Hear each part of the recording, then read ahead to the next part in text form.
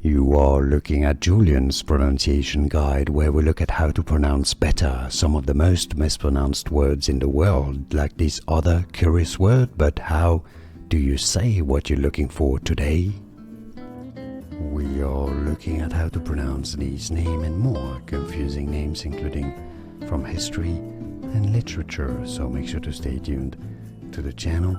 He was a Brazilian educator and philosopher. In Portuguese in Brazil, it's said as Paulo Freire. Paulo Freire. So you could say it as Paulo Freire in English, or better, Paulo Freire.